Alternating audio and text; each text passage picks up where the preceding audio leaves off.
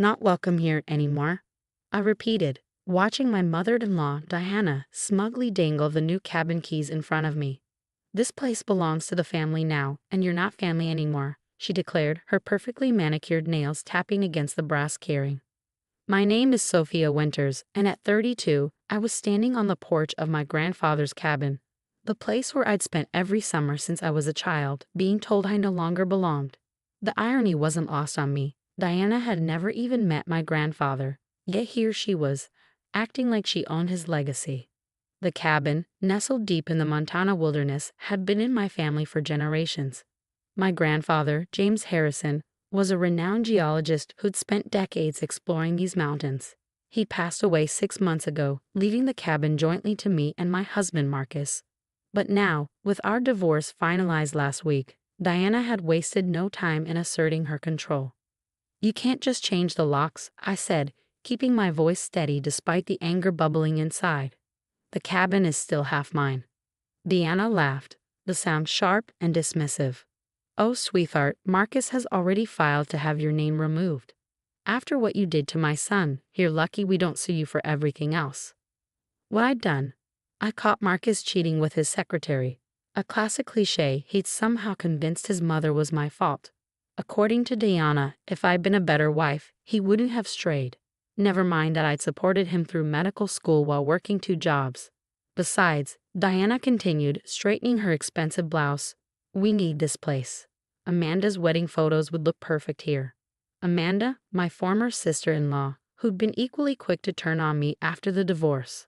I glanced past Diana into the cabin's front window, seeing the familiar interior that held so many secrets. If only she knew what she was really standing on. My grandfather's last words to me echoed in my mind. The map is yours now, Sophia. Only you know how to read it. The map, his life's work, leading to something far more valuable than a scenic backdrop for wedding photos. I'd spent years helping him document the geological surveys, learning his special markings and codes. What looked like simple survey notes to others was actually a detailed treasure map, pointing to a gold deposit he discovered but never claimed. Fine, I said, surprising Diana with my calm acceptance, but I'll need to get my things. Already packed them, she said, gesturing to a box by the door. You can take them and go. I picked up the box, hiding my smile. The important things, my grandfather's journals, his old surveys, and most crucially, the map, were safely hidden away. Diana could have the cabin for now. The real prize lay beneath the ground, and only I knew how to find it. As I walked to my car, Diana called out, "Don't come back, Sophia. You're not welcome in this family anymore." I turned back, meeting her gaze. "Enjoy your search," I said cryptically, enjoying the confusion that flickered across her face. Over the next few days, I holed up in my apartment, spreading out my grandfather's papers across the dining room table. The map wasn't a single document, but a collection of survey notes, geological reports, and seemingly random markings in his journals. To anyone else, they looked like the scattered work of a passionate geologist. But I knew better. My phone buzzed. A text from Marcus. "Mom said you were causing trouble at the cabin. Stay away or we'll get a restraining order." I ignored it, focusing instead on the papers before me. My grandfather had spent years carefully documenting the location of a significant gold deposit he discovered during his surveys. He kept it secret, knowing the land would be stripped and destroyed if mining companies found out. Instead, he'd bought the cabin and the surrounding land, protecting it while leaving a trail of clues only a trained eye could follow. "The key isn't in the obvious places, Sophia," he told me during our last conversation. "Remember what I taught you about reading the land?" I ran my fingers over his familiar handwriting, tracing the subtle marks he'd made in the margins of his surveys. To Diana and Marcus, the cabin was just a pretty piece of property. They had no idea they were sitting on top of a fortune, or that the only person who could find it was the one they just locked out. A knock at my door startled me. Through the peephole, I saw Amanda, looking unusually nervous. "What do you want?" I asked through the door. "Please, Sophia, can we talk? Mom's acting strange, and I think something's going on at the cabin." I opened the door cautiously. Amanda stood there, not quite meeting my eyes. She'd always followed her mother's lead, but something in her expression was different now. "Mom's hired people," she said, stepping inside. They're doing surveys, digging up parts of the property. She keeps talking about your grandfather's research. I couldn't help but laugh. Of course, Diana would jump to conclusions, probably thinking the cabin itself held some obvious secret. She didn't understand that my grandfather had been smarter than that. The real clues were in the land itself, in the geological formations he carefully documented over decades. Why are you telling me this? I asked Amanda. She shifted uncomfortably. Because what they did to you wasn't right. And now Mom's obsessed with finding something. She keeps saying Grandpa Harrison must have left something valuable behind. I study my former sister-in-law, wondering how much to reveal. The cabin holds a lot of memories, I said carefully. Maybe that's what she's looking for. Amanda shook her head. No, it's more than that. She's hired geologists, but they all say the same thing. They can't make sense of your grandfather's notes. She's getting frustrated. Of course they couldn't make sense of the notes. My grandfather had developed his own system of markers and symbols, teaching them only to me during our years of working together. It was our special bond, one that even Marcus had never fully understood. As Amanda left, I turned back to the papers spread across my table. Diana could tear up the cabin grounds all she wanted. Without the key to my grandfather's code, she was quite literally digging in the dark. The real treasure lay elsewhere, in a place only I could find. I picked up my favorite photo of my grandfather and me taken on the cabin's porch years ago. In the background, barely visible, was the rock formation he'd always called nature's compass. That was where the real search would begin, but only when I was ready. For now, I'd let Diana chase her wild theories. Sometimes the best revenge is simply knowing something others don't and watching them scramble to figure it out. 2 weeks after Diana locked me out of the cabin, I received a series of frantic text messages from Amanda. They're destroying everything, she wrote, attaching photos of the cabin grounds torn up by heavy machinery. Mom's gone crazy with the excavation. She's convinced there's gold somewhere on the property. I zoomed in on the photos, my heart sinking at the sight of the once pristine landscape now scared by trenches and holes. The beautiful wildflower meadow where my grandfather and I used to identify plant species was now a muddy pit. But what caught my eye was the untouched rock formation in the background. Nature's compass still stood proud, its secret safe. My phone rang. It was Marcus. For the first time since our divorce, I answered. What did your grandfather hide here? He demanded, skipping any pretense of pleasantries. Mom spent a fortune on surveys and equipment, and we're finding nothing. Maybe because there's nothing to find, I replied calmly, though I couldn't help but smile at their frustration. Or maybe you're just looking in all the wrong places. Don't play games, Sophia, he snapped. We found his journals in the cabin's basement. All those surveys, the markings, they have to mean something. Just tell us what you know. I thought about the journals they'd found, my grandfather's decoy notebooks, filled with misleading observations and false leads. The real journals were safely in my possession, along with the true map. I know you're smarter than this, Marcus, I said. Did you really think my grandfather would leave his life's work just lying around in a basement? His sharp intake of breath told me I'd struck a nerve. So you do know something. I know that you and your mother are destroying a beautiful piece of land based on wild speculation, I replied. Grandfather would be heartbroken to see what you've done to his property. His property? Marcus laughed bitterly. It's our property now, and we'll do whatever we want with it. Unless what? Help us, Sophia. Tell us what the surveys mean, and we'll cut you in, 20%. I actually laughed out loud. 20% of something you can't find. That's generous. 30 then, he offered quickly. Come on, Sophia. We both know you helped him with his research. You understand his notes better than anyone. Goodbye, Marcus, I said, ending the call. Later that evening, I drove out to the overlook point half a mile from the cabin. From here, I could see the extent of Diana's destruction. Floodlights illuminated the work area where a small excavator sat silent for the night. The scene looked more like a construction site than the peaceful retreat my grandfather had loved. Movement caught my eye. A figure walking the grounds with a flashlight. Through my binoculars, I recognized Diana, still searching even at this late hour. Her obsession was growing, just as I'd expected it would. My grandfather's voice echoed in my memory. Greed makes people blind, Sophia. They'll tear up the earth looking for gold, never realizing the real treasure is in understanding the land itself. He'd been right. Diana and Marcus were so focused on finding some hidden vault or buried chests that they couldn't see the bigger picture. The gold deposit wasn't under the cabin at all. It was half a mile away, carefully hidden by the natural rock formations my grandfather had mapped over decades. A text from Amanda broke my reverie. Mom's hired a new geologist. This one says he might be able to decode the symbols in Grandpa's journals. I smiled, typing back, "How many does that make now?" Fourth one this week. They all say the same thing. The markings don't match any standard geological survey notation. Of course they didn't.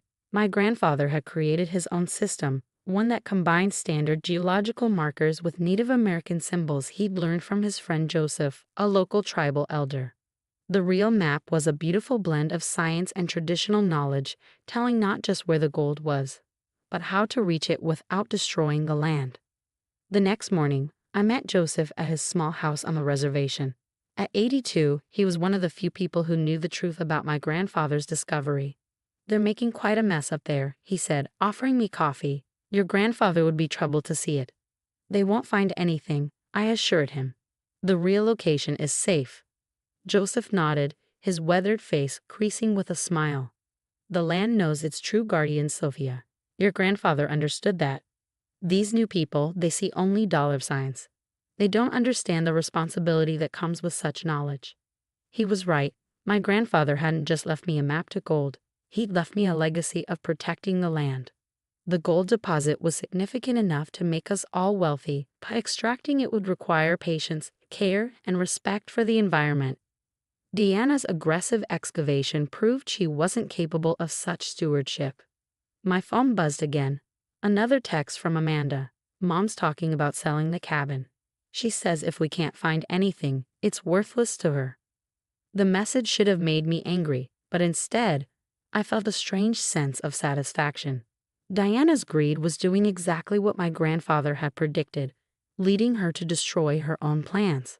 I drove back to the overlook point, watching as another team of geologists walked the torn-up grounds with their equipment. From my vantage point, I could see nature's compass clearly, the distinctive rock formation that marked the starting point of the real treasure map. My grandfather had chosen it carefully, knowing that its significance would only be apparent to someone who understood both the geology and the traditional stories of the land. The formation looked like a natural feature to most people, but when viewed at the right angle, it pointed to a series of markers that led to the gold deposit. My grandfather had documented each marker in his real journals, using his unique combination of geological notes and indigenous symbols to create a map that could only be followed by someone who shared his respect for the land. As I watched Diana's latest team of experts fumble around with their equipment, I pulled out my grandfather's true journal. The pages were worn with age, filled with his careful observations and detailed drawings. Each symbol told a story, not just about the gold, but about the land itself, its history, its features, and its importance to the local ecosystem. "Patience, Sophia," I could almost hear him say. "Let them chase their shadows. The truth will reveal itself when the time is right." And he was right. Diana's destructive search was actually helping my cause. Soon she would give up, sell the cabin in frustration, and move on to her next scheme. Then, when the dust settled, I could begin the real work, not just finding the gold, but protecting it and the land, just as my grandfather had always intended. 3 months after Diana's destructive search began, it ended exactly as I predicted. The cabin, now surrounded by unfilled trenches and scattered equipment, was put up for sale. Diana had finally admitted defeat, but not before turning my grandfather's peaceful retreat into what looked like an abandoned mining site. I received the news from Amanda, who'd become my unlikely ally throughout this ordeal. "Mom's selling it for half what it's worth," she texted.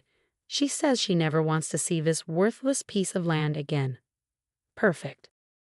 Through a shell company I'd set up with Joseph's help, I made an offer on the property. Diana, eager to rid herself of what she saw as an embarrassing failure, accepted immediately. She didn't even bother to check who the buyers were, too focused on salvaging what remained of her reputation in the local community. The day I got the keys back, I stood on the cabin's porch, looking out at the damaged landscape. It would take time to heal the scars Diana had left, but nature was resilient. Already, wild grasses were beginning to reclaim the edges of the excavated areas. Your grandfather would be proud, Joseph said, standing beside me. You protected his secret just as he knew you would. I nodded, thinking of all the times my grandfather had sat with me on this very porch, teaching me about the land's hidden stories. It's time, I said quietly. That evening, as the sun set behind the mountains, I opened my grandfather's true journal to the first page of the map. With Joseph's help, I began the real search, not with heavy machinery and disruption, but with careful observation and respect for the land.